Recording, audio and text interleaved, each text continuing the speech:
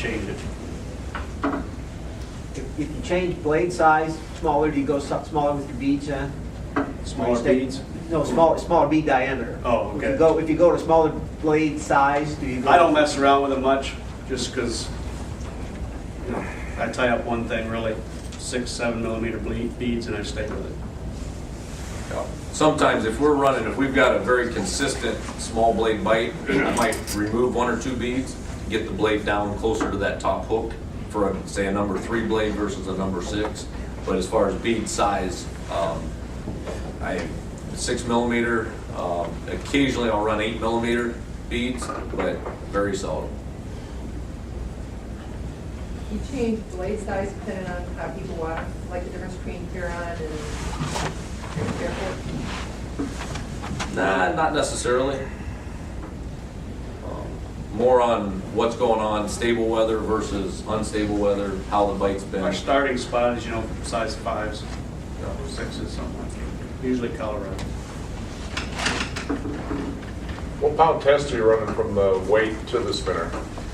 So the spinner itself Yeah. is all 20 pound fluoro. Is pretty much all we run anymore.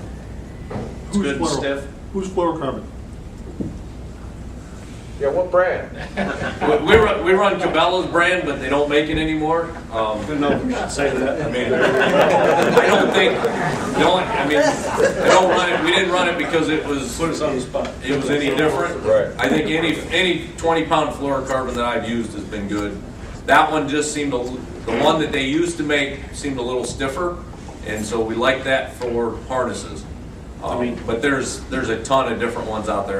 That's I've not Promax had or bad all that experience with any of them. XPS or The whatever. reason I asked, I've had problems with it breaking before. What kind? What kind? To be honest with you, I don't know. Okay. Make sure you wet it really good. Because it kept breaking all the time. Wet it really good when you're snelling your hooks up and when you're putting your snap on. Fluorocarbon is very susceptible to heating up when you're tying a knot, and if you don't get that good and wet, it will heat up and weaken it and cause it to break. Okay. And also, not to interrupt too much, but look at the clevises you're using. Yep. If you're using drilled stirrup metal clevises, No, they were the nylon or plastic. Okay. Oh, then it was probably more of a non-issue mostly. Yeah. Typically, if you have troubles with fluorocarbon, I don't think we've had any break. yeah, it would be from it heating up when you're tying your knots Okay. and degrading the quality of it, causing it to break. You ever experimented with those slow death roll hooks? No. Where just a worm by itself? Nothing? We haven't. I think that they would work out there. Absolutely. I've seen them used a lot on videos in different places. I personally haven't. I don't know, Travis, if you have. Just something that I just haven't gotten around to playing with yet. What does it feel like holding up the trophies after the championship? It felt pretty good, I gotta say. Yeah. It was really neat. I gotta think there's some people in this room that were up there, and that it meant a lot. Cybers came up, Mark and Chris, and I think there was a couple others, and it did mean a lot having club members up there that last day. But let's talk about fishing, not about We'll do that. that, Dan, if you want. The other harness technique is just running in lines. I think probably all you guys have done it. Just another way of doing it. One thing we always do, just like I said, don't put all your eggs in one basket, is we always run them at different depths. We always run if I say run something high, what's everybody thinking? How deep of water? 10, 8. Okay, 10 and 8. I mean, we've run them higher than that before. We run high. We would say 4 would be a pretty good rule of thumb. Maybe 4 foot deep. We would have something almost every day, barring fishing or something like that. We're not going to have something, but anything in the Western Basin, we're going to start with something. Remember, you're never going to mark them, and you're never going to catch them if you don't have something above them. So if that fish is sitting at 3 foot and you're running something at 4 foot, it doesn't matter. You're not going to catch it. You got to have it above them. Just like my big fish for the LEWT that one year was a 12-pound. Just a little off subject. 400 rip shad, 10 feet behind the board. That's got to be 3 foot deep.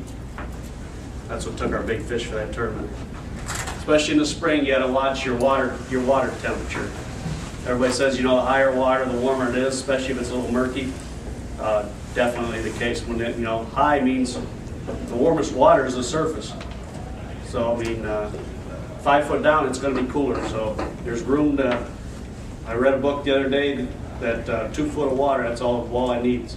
So don't be afraid to run up something good and high.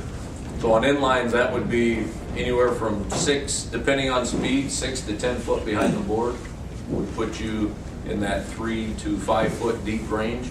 And again, figuring about 1 mile an hour as a starting point, sometimes faster, sometimes slower. Does everybody in here ran, What size weight are you running? typically 1 ounce as a rule of thumb? Even fishing high? Even fishing high, sometimes we'll go to a ½ ounce, go a little longer lead. That's something that once we find fish high, then we'll start playing with that and go to a ½ ounce, and maybe they want a longer lead on a lighter weight. But as a general rule to start out, we'll usually just start with a 1 ounce. That seems to be the best all around weight. And that covers us pretty good down to about 20 to 25 foot deep. Once you get beyond that, if we're wanting to get much deeper than that, then we'll start increasing the weight size. The other thing you got to remember too is what's the lake like? Is it dead flat, or you got 2 footers out there, 4 footers out there, whatever? Let the fish tell you, do they want that surge? When you're in a 3 foot chop, following it, you got a good boat surge. You know, the boat surging and letting off, surging and letting off. That might be a case that, okay, they want it high, or maybe the start of the day was dead flat and they wanted it high. Now, the fish might still be high, but they're not biting. Well, let's put a ½ ounce out there, get it 20, 25 feet away.